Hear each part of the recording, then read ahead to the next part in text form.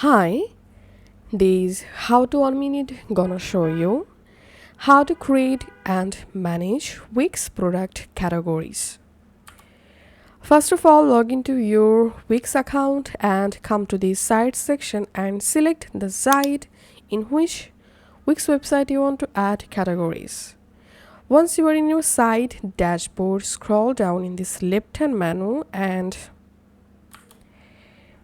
here hover over on catalog and hover over on store products, and here you will find categories. Just click on it and here you will find all of your created categories. To create a new category, click on here and now write here your category name. I'm typing text products, and you can add a cover photo to your category by clicking here.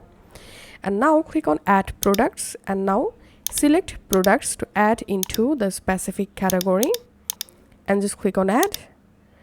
Once added, now to add this category to your Wix website, click on add category to site and click on save and go to editor.